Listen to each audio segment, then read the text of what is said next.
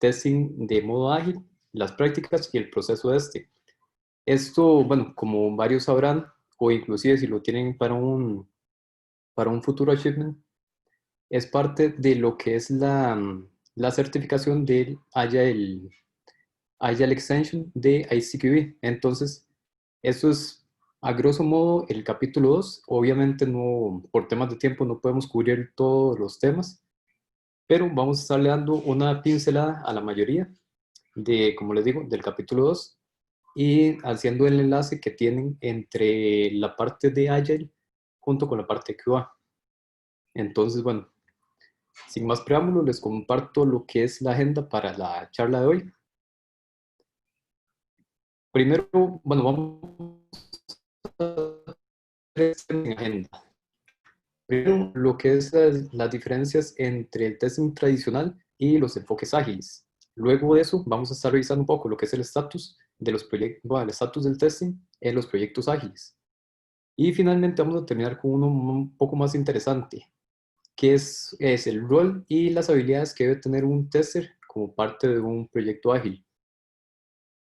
Entonces, bueno, empezamos con el primero, lo que son las diferencias entre el testing tradicional y los enfoques ágiles. Normalmente siempre nos preguntamos o vemos solo el lado del enfoque que tenemos de ágil, porque a fin de cuentas ya es algo como que tenemos muy interiorizado y simplemente vemos como hacia atrás esos modelos tradicionales en los que tal vez solo recordamos el waterfall o cosas así y sabemos que simplemente no funcionan para todos los tipos de proyectos, aun cuando para algunos sí, ¿verdad? Sin embargo, entonces, ¿qué tenemos como diferencias fundamentales? Principalmente tenemos varias. La primera es la integración de las actividades, no solo las actividades de desarrollo, sino también las de testing. Y también la forma en la que se integran estas dos partes. La interacción en proyectos ágiles es muy importante a la hora de que se une el tester con el developer. Más que todo, por un tema de que Agile siempre insta a trabajar en equipo. Y bueno, también como parte de eso vamos a ver mucho lo que es el enfoque de equipo entero, que es algo, por ejemplo, en el que se habla de que por el testing o la calidad del producto es responsabilidad de todos y todos estamos como en el mismo barco y no solo el testing como el tester contra el desarrollador buscando sacarle errores y buscando sacar bugs. Luego tenemos lo que son los productos del proyecto. Esto lo vamos a ver un poquito más a detalle adelante, pero se enfocan en varias categorías. Luego tenemos lo que es el criterio de entrada y salida. Esto es algo fundamental en la parte de Agile porque es parte de cómo se definen todos los requerimientos, cómo se llegan a probar las cosas y es como esa base para poder llegar a pruebas exitosas. También tenemos lo que son las herramientas. Esto vamos a hablar un poquito más adelante también, pero a grosso modo sí es algo como em, el enfoque ágil tiene sus propias herramientas que no son usables en todos los tipos de proyecto, ¿verdad? Entonces, básicamente cada uno tiene sus tipos de herramienta y no son compatibles entre sí en muchos de los casos. Luego tenemos un tema súper interesante que es el testing independiente. Esto, bueno, ahorita vamos a entrar un poco más en detalle también en cuanto a eso, porque es un tema bastante grande y abrumador a veces. Luego tenemos lo que son las iteraciones cortas. Esto es una característica primordial de lo que es el enfoque ágil, porque siempre se mantienen iteraciones cortas en las que el equipo pueda entregar algo funcional, ¿verdad? Y esto no siempre es así en un modelo tradicional, porque no se está entregando como ese constante avance y avance, avance, sino que tal vez se va como trabajando todo por aparte para llegar a ese mismo final que se planeó desde el inicio, sin tener, sin haber aceptado cambios ni nada por el estilo, que es parte del manifiesto de Ágil. Luego tenemos los planning. Básicamente en Agile tenemos dos tipos de planning. El release planning, que es el grande, el que se hace antes del release. En este release planning se revisan y se evalúan muchos temas, pero más a grosso modo y no entrando tan a detalle por temas de, bueno, por temas de tiempo, por temas de que no se sabe exactamente cómo se va a ir comportando el proyecto a través de las iteraciones y varias cosas de ese estilo. También tenemos lo que es el plan de iteración, que se realiza al inicio de cada iteración, igual, evaluando varias cosas, desde riesgos hasta complicaciones que hayan surgido de momento, asuntos contractuales, todo ese tipo de cosas que puedan estar generando cambio y al que nosotros como equipo ágil tenemos que responder. Luego vamos a, bueno, les comento sobre 3 tipos de testing que son bastante primordiales. Primero que nada, bueno, no vamos a entrar en detalle como explicando cada uno porque son cosas cotidianas y nos vamos a enfocar más como en su impacto o en su connotación dentro del planeamiento de ágil. Entonces, primero tenemos el testing basado en los riesgos. Para eso, tenemos que eso se conduce siempre, bueno, eso va a implicar siempre un análisis a gran escala de todos los riesgos durante el release planning, que como les decía, es algo que evalúa más las cosas a grosso modo, ¿verdad? Que se puedan visualizar desde un inicio. Obviamente, hay riesgos que vamos a identificar y se van a materializar durante las iteraciones. Debido a eso, es que también tenemos análisis de riesgo en cada iteración, pero son análisis más enfocados en lo que viene y no en todo, en tratar de contemplar todo eso que puede pasar durante ese release. Entonces, ¿para qué es esto? ¿En qué puede influenciar? Porque a fin de cuentas, yo llego, identifico un riesgo y después de eso, ¿qué hago? A fin de cuentas, lo importante en este sentido es que después de identificarlos, nos van a llegar a definir varias cosas o van a influir en varias cosas. Nos van a influir en la secuencia del desarrollo, en la prioridad, en la profundidad también del testing y en la estimación. Y uno podría decir, pero a fin de cuentas, no importa, o sea, independientemente del riesgo, hay que hacer todo. Sí, pero a fin de cuentas, si uno llega y dice, por ejemplo, tengo tal feature que, no sé, puede llegar a presentar cierto riesgo si lo dejo para la última etapa porque lleva una parte de investigación. Entonces son cosas que me van a alterar la secuencia, por ejemplo, en este caso, y sé que tengo que meterlo desde un inicio para poder trabajarlo y para poder afrontar cualquier riesgo que surja en cuanto a eso. La prioridad igual. Puede ser que para un cliente, aunque tenga un release de 2, 3 meses, ocupe cierta parte funcional en el primer mes. Entonces, nosotros basándonos en eso y basándonos en el análisis de riesgo y en el principio siempre de estar entregando continuamente bueno, un producto de valor, entonces vamos a tomar ese enfoque. Luego tenemos lo que es el testing de automation. El testing de automation en realidad es bastante conocido para la mayoría. Inclusive es como el testing primordial para lo que es los equipos ágiles. No por decir esto, decimos que ya sea el testing basado en riesgos o el testing manual sean obsoletos o no se ocupen. De hecho, todo es un todo. O sea, todas estas hacen un conjunto y se ocupan entre sí. Porque a fin de cuentas, yo no puedo tener todo un suite automatizado porque siempre van a haber cosas por fuera, empezando por ahí. Siempre van a haber escenarios que no se han encontrado y tampoco, digamos, pruebas que no se han desarrollado. Entonces, bueno, continuando, digamos, con el enfoque aquí, el testing automation siempre va a estar presente o debería estar presente en todos los niveles dentro de los proyectos ágiles. Ahora bien, ¿cuáles son los niveles? Porque normalmente uno podría caer como en la confusión de decir, pero ¿cómo automatizo un requerimiento? Entonces, a fin de cuentas, es muy diferente. Los niveles que tenemos para el testing siempre van a ser el unit testing, el system y el acceptance.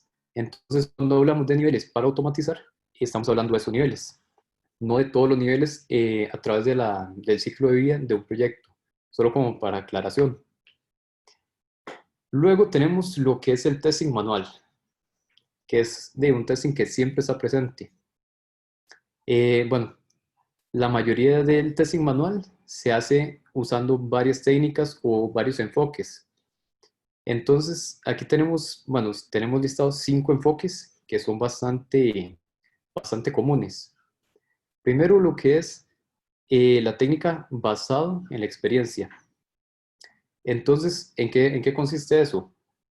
Consiste en que si, por ejemplo, yo voy a probar un sistema que van a implementar una nueva librería y yo conozco que esa librería hace uso, no sé, por ejemplo, de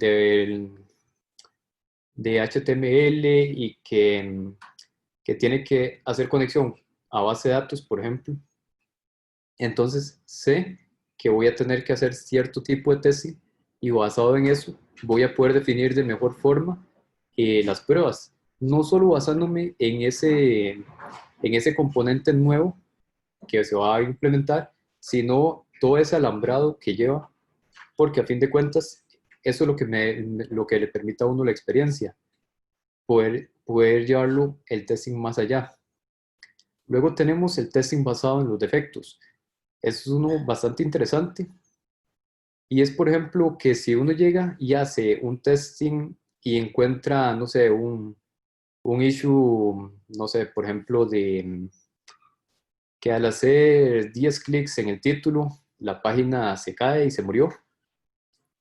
Y vos sabes que, digamos, está usando ciertas tecnologías y el día de mañana llegas a probar una página parecida que usa las mismas tecnologías, lo primero que uno debería hacer es tome 10 o 11 clics al título, sabiendo que es un problema común usando esas tecnologías. Entonces es bastante útil y es parte va como un poco ligado a la experiencia, pero también en lo que uno haya encontrado. Entonces es como recordar esos issues que uno ha visto o ha encontrado y tratar de replicarlos en componentes o en features que sean similares. Luego tenemos lo que es el exploratory testing. Bueno, un segundo. Es un testing bastante interesante. Y no solo es como, mira, voy a agarrar y voy a poner a alguien que no conoce la aplicación a que empiece a hacer pruebas a lo loco, a ver qué pasa. Porque es un enfoque que muchas veces se confunde. El exploratory testing va más que todo ligado a tener testers de confianza o, mejor dicho, que conozcan mucho el sistema. Entonces, que conozcan el flujo, conozcan los componentes y partiendo de ese hecho, ya uno puede llegar y decir, mira, ¿cómo puedo echarlo abajo? ¿Cómo puedo destruir estas cosas? Y no es porque los testers tengan un enfoque destructivo ni nada por el estilo, ¿verdad? No, no es la idea. Pero siempre van como con esa premisa de buscar tirar las cosas abajo. Luego tenemos el enfoque de los developers. Esto más que todo va dirigido a lo que son testing unitarios, que eso es como la punta bueno, el inicio de lo que es el desarrollo en muchos niveles. Inclusive hay varias técnicas de desarrollo, por ejemplo el Test Driven Development, que van orientados a eso, a que el tester primero cree un test case para código nulo. Entonces obviamente el test falla y partiendo de ahí se hace el desarrollo para que pase por ahí, lo apruebe y entonces se va repitiendo el ciclo hasta generar el feature completo. Y los testers, ¿verdad? Que obviamente tienen su enfoque tanto en pruebas, pruebas de integración, pruebas de sistema y a veces también un poco del acceptance. Que el nivel de acceptance normalmente es ligado al usuario final, sin embargo, es un testing que también tiene que estar haciendo el tester como tal. Luego, lo que son los work products. En esto, como les comentaba, tenemos 3 categorías. Y a fin de cuentas, ¿por qué se dividen así? Porque esas son las categorías que van a estar como abarcando la mayoría de las cosas. Entonces tenemos orientados al negocio, orientados al desarrollo y orientados a las pruebas. Ya vamos a entrar un poco más en detalle con esos. Ok, primero que nada, tenemos los orientados al negocio. Esos son a veces un poco difíciles de interpretar o de entender. Pero ¿qué ocupamos para poder decir esto es un producto orientado al negocio? Primero que nada, tenemos que saber qué es lo que estaban pidiendo y cómo se usa. Eso siempre pensando en el sistema. Entonces, ¿qué significa? ¿Qué es lo que ocupaban? Normalmente, siempre cuando uno habla de una necesidad, lo primero en cola son los requerimientos. Entonces, temas de documento de requerimientos vendría siendo un producto orientado al business. También, digamos, los user stories, que son la forma ágil de representar el requerimiento, vienen a ser parte de los productos orientados al negocio. El feature, que es una colección de historias. Y finalmente el epic, que es un concepto que muchas veces se enreda. Es algo, digamos, aún más grande, ¿verdad? Un conjunto de features y algo que de verdad hay que desmenuzar porque no se puede atacar siquiera en un sprint común. Todo eso son productos orientados al negocio. Y luego tenemos la premisa de cómo usarlos. Eso igual, orientado al sistema. Entonces, ¿qué viene a caer en esa categoría? Viene a caer lo que son manuales de usuario, videos explicativos, todo este tipo de cosas que van dirigidas a cómo el usuario final debería estar usando el sistema. Okay.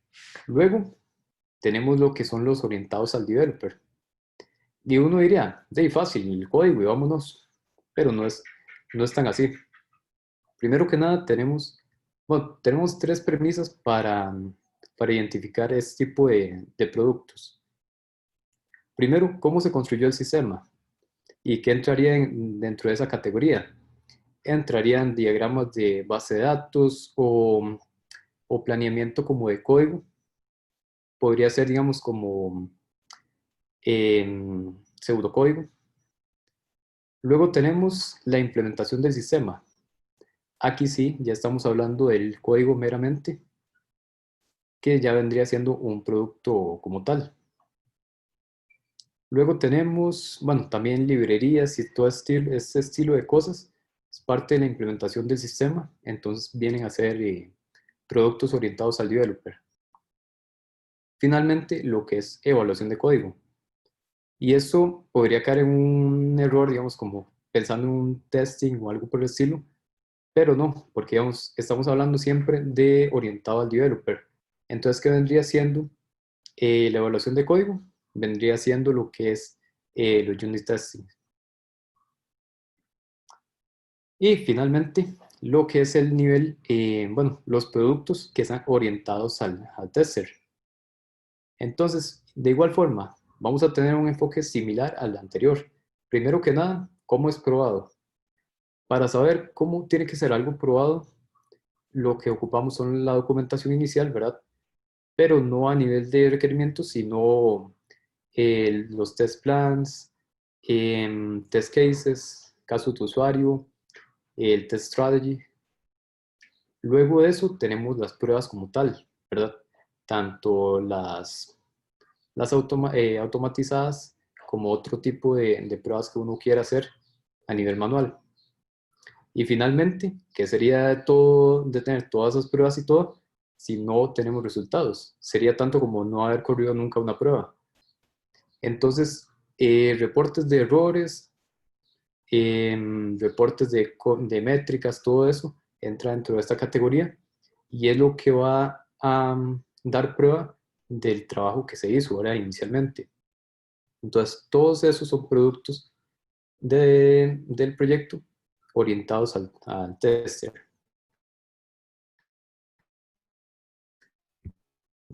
Segundo, luego tenemos lo que es el testing independiente. Como les comentaba, esto es un tema bastante amplio.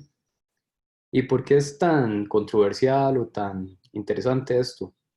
Y es por el hecho de que muchas veces al tener un equipo de desarrollo en el que hayan testers y hayan developers, se pierde un poco ese enfoque o esa línea, más si tal vez comparten ciertos roles o cosas similares. O muchas veces inclusive la amistad puede, puede estar generando este tipo de conflictos. Decir, mira, vi un bug, pero en realidad nada más voy a comentárselo como por encima, que lo medio arreglen y ya. ¿Cuál es el problema de eso?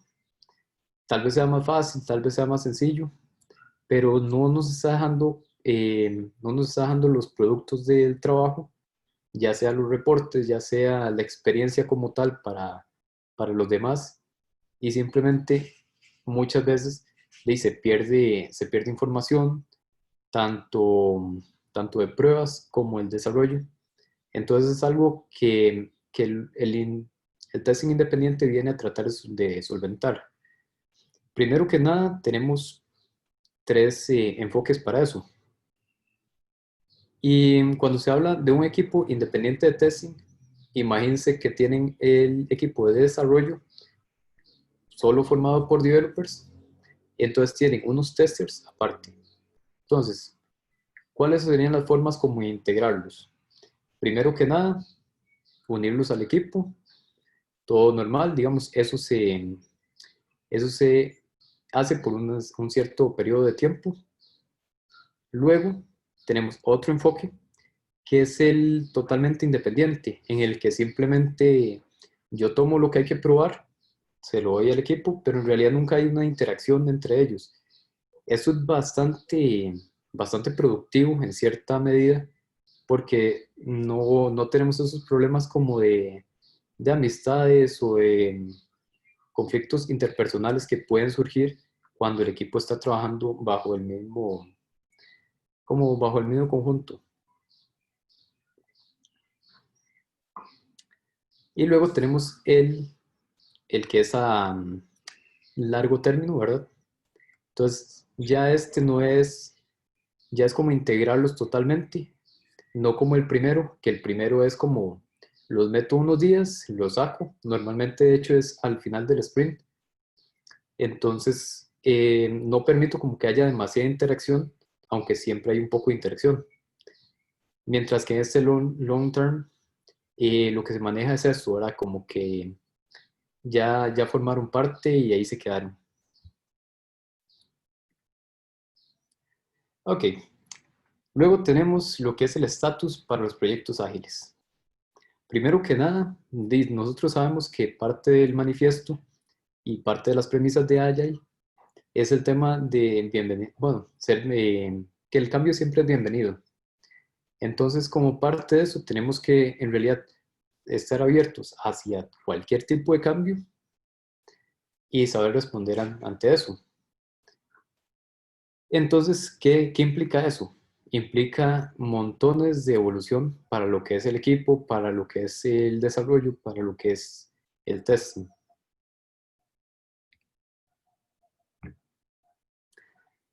Para Para comunicar el estatus del proyecto, ¿verdad? O el estatus de las pruebas, el proceso que llevamos para reflejar el progreso o la calidad del producto, tenemos varias herramientas o varias formas de hacerlo. En Agile normalmente usamos lo que son, al menos para el nivel de testing, lo que son los resultados del test automation o igual los resultados del manual testing. Eso por medio de métricas, por medio de reportes. Entonces, a fin de cuentas, por ejemplo, ¿cómo manifiesto yo que el producto tiene una buena calidad? Pues fácil, hay que comentar o hay que tener documentado el tema. Mira, se están haciendo estas pruebas o se está cubriendo este exit criteria y estamos obteniendo estos resultados. Tal vez algunos reportes de bugs, pero que ya están resueltos. Entonces, esta es la forma en la que esos resultados,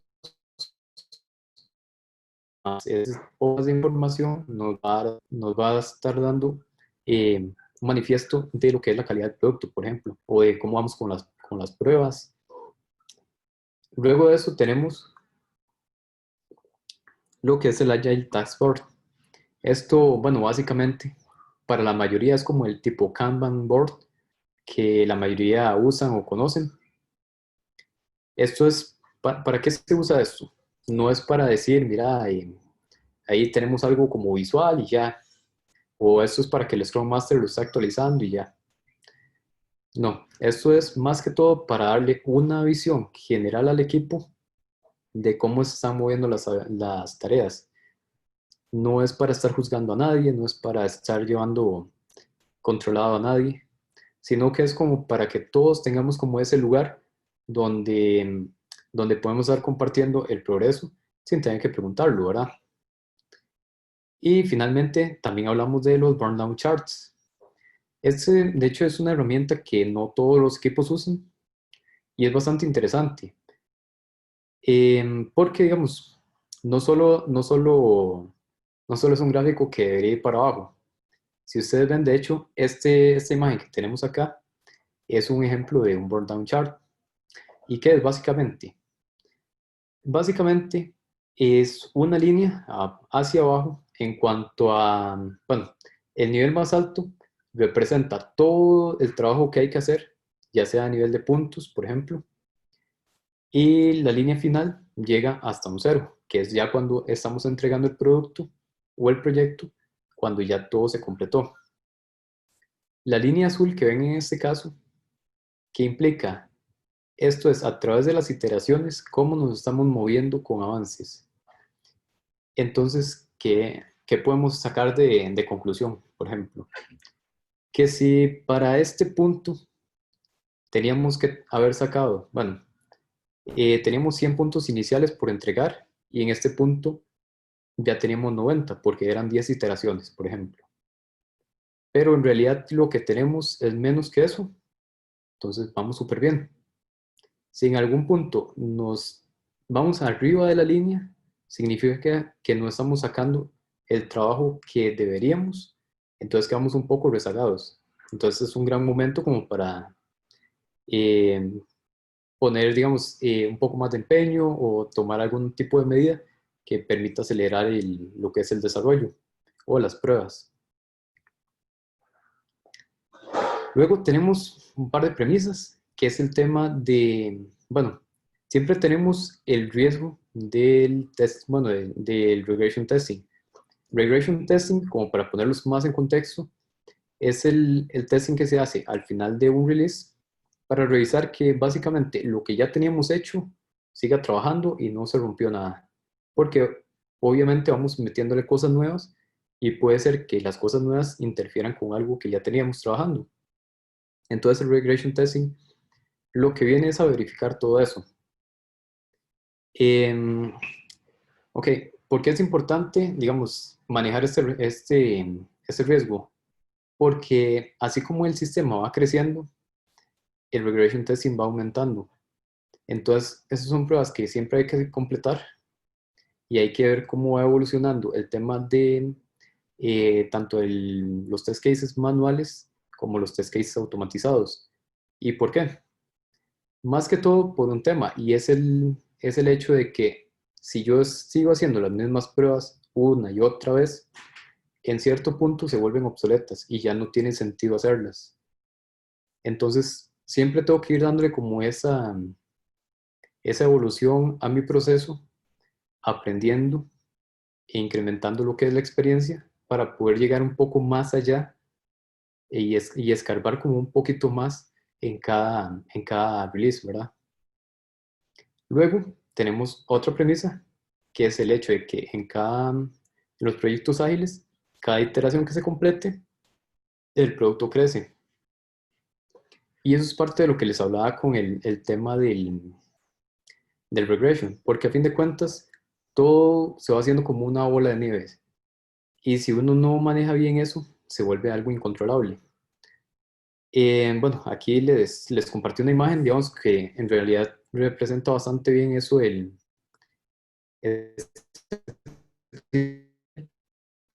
tema de que, o sea, siempre tenemos que estar haciendo un continuous delivery de productos con un valor. Entonces, por ejemplo, en la primera te entregó una patineta porque tal vez el tema de los requerimientos era que el usuario ocupaba transportarse.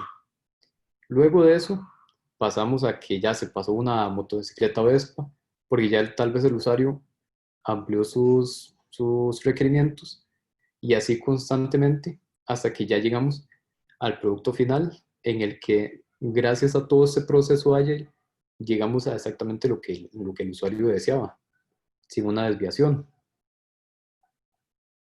Y bueno, aquí tenemos también ya lo que es el tema final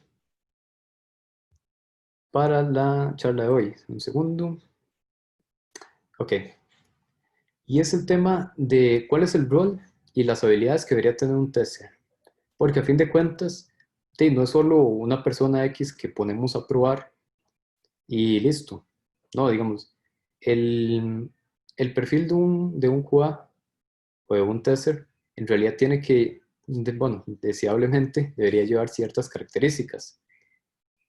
Y bueno, por ejemplo, aquí vamos a estar viendo varias. El tema es ser positivo. Siempre se espera que el tester sea positivo, no una persona, digamos, como que esté renuente de la vida, ¿verdad? Por ejemplo. Luego tenemos el tema de que sea orientado a soluciones. Y eso es más que todo porque no ocupamos, o sea, ocupamos tener siempre una mentalidad en la que no solo vengamos a poner sobre la mesa problemas, sino soluciones. Es sumamente apreciado, de hecho, de cuando un tester, por ejemplo, llega, trae un issue y tal vez trae un poco más de información, tal vez trae alguna hipótesis sobre la posible causa. Entonces, eso ayuda mucho a que el equipo como tal se mueva de una mejor forma. Luego tenemos, bueno, mostrar pensamiento crítico, orientado a la calidad y escéptico. Eso es porque siempre hay, digamos, no podemos simplemente ubicarnos desde el lado de nosotros como QAs, como testers, y pensar solo en nuestras necesidades o en las del cliente, sino que siempre tenemos que ser críticos en lo que vamos a decir y ser objetivos con eso. Además que siempre lo que sí tenemos que es buscar la calidad del sistema como tal. No importa si implica más trabajo o menos trabajo o lo que sea, hay que ir buscando eso siempre. Y el pensamiento escéptico, que es algo bastante curioso, y es el hecho de que uno como tester, y también bajo los principios del ICQB, que es como, bueno, una entidad bastante reguladora de eso, tenemos el hecho de que uno tiene que ser escéptico, uno no puede llegar y decir simplemente, no, es que confío en ese desarrollador y entonces no voy a probarlo. No, siempre hay que ser escépticos y decir, esto viene con bugs y a mí me toca sacarlos. Luego de eso tenemos la proactividad, que de hecho viene ligado a lo que les comentaba, y es el tema de no solo llevar y decir, mira, me trajeron eso para probar, lo pruebo y listo, aquí están los bugs, si encontré algo, si no, aquí está el reporte y listo. No, digamos, hay que tratar de ir más allá. Parte del enfoque ágil que siempre tenemos que mantener en mente es el hecho de que somos un equipo como tal y no son testers contra developers, como les decía, sino que hay que estar buscando el bien común y trabajar como un equipo.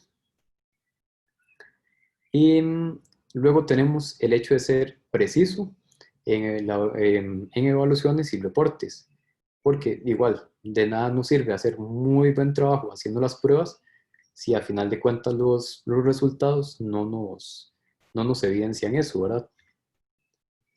Ok, luego podemos continuar con el hecho de trabajar efectivamente para definir las historias y, bueno, que las historias de usuarios sean testeables. ¿Qué implica esto de testeable? De hecho, es un concepto que, digamos, que a mucha gente se le dificulta porque es el hecho de que una historia basado, basado en los requerimientos del testing pueda ser probable y comprobable.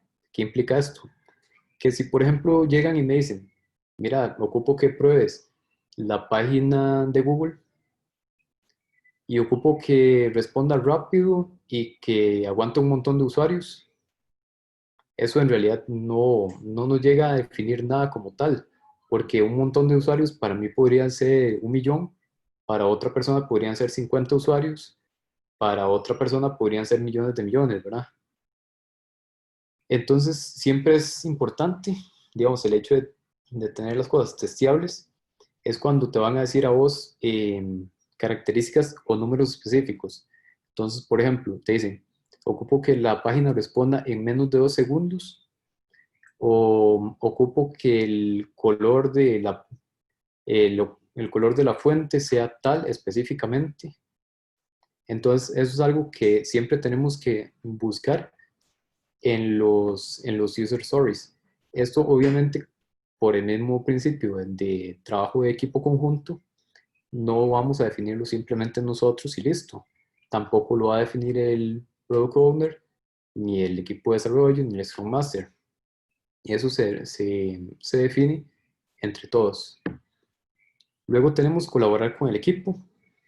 Como les decía, es muy importante el hecho de estar pensando, ¿verdad? Y tener ese mindset de que en realidad todos vamos en la misma barca y vamos hacia el mismo lugar. Luego tenemos responder al cambio rápidamente y esto súper importante, como les digo, es parte del manifiesto ágil y es el hecho de que no podemos ser reacios a los cambios, siempre tenemos que bienvenirlos, siempre tenemos que darlos como por bienvenidos. No implica que siempre se pueda trabajar en los cambios, porque si tal vez falta una semana para entregar el producto y te llegan con 3 epics, entonces obviamente no es algo realizable y para eso, digamos, el equipo se tiene que poner en comunicación y todo, pero siempre tenemos que estar reaccionando al cambio. Luego tenemos el hecho de planear y organizar el trabajo propio, que es súper importante. Uno como tester no va a estar como esperando instrucciones siempre. Uno se puede sincronizar con otros compañeros o con un equipo de QA, pero siempre hay que tener ese mindset y esa responsabilidad del trabajo propio, de que lo que le están asignando a uno o de lo que uno tenga asignado llegue a feliz término, ¿verdad? Y finalmente tenemos unas más. Tenemos lo que es, pues, bueno, proveer feedback constante, que eso es algo súper importante y es parte de poder obtener feedback constante y darlo para que todo vaya, para que no hayan desviaciones como significativas en el proceso, ¿verdad? Aparte de eso, tenemos lo que es el test strategy, que es un documento en gran parte, bueno, que se use como documento, pero también es el tema de estar planeando y estar llevando como esa estrategia de cómo se deben estar haciendo las pruebas y la documentación. Luego tenemos el test coverage, que esto es básicamente, digamos, ser responsable de estar manifestando cómo estamos en cuanto a esas métricas, ¿verdad? Y, y tratando de cubrir lo más que se pueda. Si, por ejemplo, no sé, a nivel de código tenemos un if, entonces ya ahí sabemos que tenemos dos caminos. Entonces, como parte del test coverage, ya sabemos que tenemos al menos dos pruebas y así sucesivamente. Entonces son cosas que entre más se pueda cubrir en la medida de lo posible, mejor va a ser el testing y mejor va a ser el producto. Y finalmente, lo que son las herramientas de testing. Esto es bastante, bueno, bastante curioso porque, vamos, es parte del rol de nosotros como testers, el hecho de poder proveer las herramientas de testing, poder valorarlas, poder dar feedback al respecto de esas, así como es parte de la responsabilidad del máster, el hecho de ir haciéndole coaching al equipo en la metodología, también es parte de la responsabilidad del tester, ir buscando herramientas que hagan mejor el testing cada vez. Y bueno, eso sería lo que les traía para el día de hoy. No sé si hay alguna pregunta o algún comentario que quieran hacer.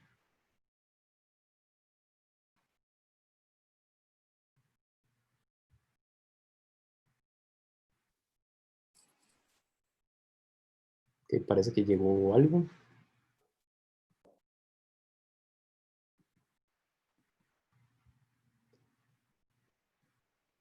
Ok, súper bien.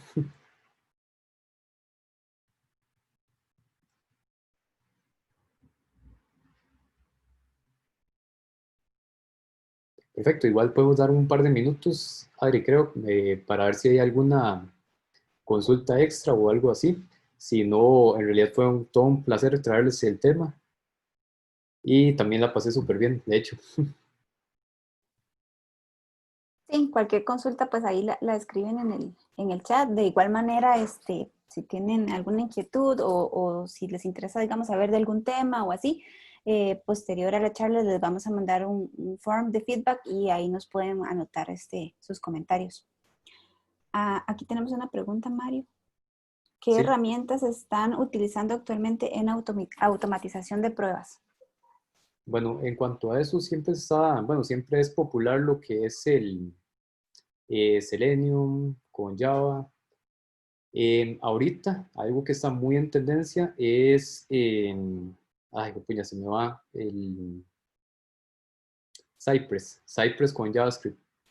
Eso es algo que muchísima gente anda buscando ahorita y es algo que está en tendencia y está creciendo. Entonces, digamos, si uno anda buscando algo para aprender en cuanto a herramientas de automatización, es el camino por el que hay que ir.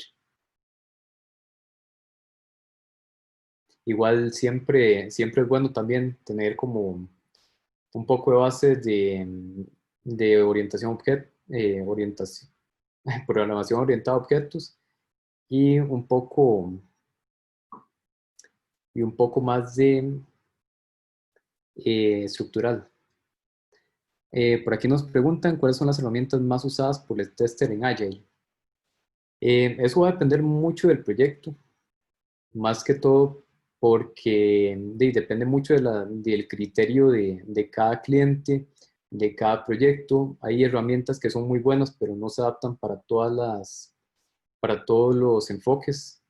Entonces, básicamente, digamos, lo que hay que saber en ese sentido es poder escuchar bien lo que son los requerimientos del cliente, si es que no hay nada definido, y poder llevar a la mesa sugerencias y poder, digamos, en la medida de lo posible, digamos, si puedes hacer un demo de varias herramientas, entonces mejor aún porque va a poder guiar un poco más la decisión de qué herramientas van a usar en el proyecto.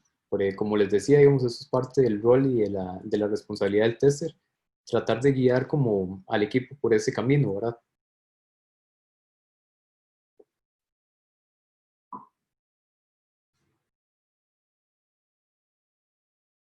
Perfecto. No sé si hay alguna otra, Adri. No, por ahorita no veo ninguna otra pregunta, entonces, ok, aquí hay otra. En cuanto al tema de integración continua, ¿cuál es la que más recomiendan? Integración continua, bueno, es un poco más afuera del scope de la charla, pero lo que más se recomienda normalmente son jobs de Jenkins, usando preferiblemente, digamos, AWS. Entonces, normalmente ese es el camino como más seguro si uno va a proponer algo sobre integración continua, que de hecho también es un tema que está bastante en tendencia y es algo que, a lo que se está moviendo el testing en el futuro.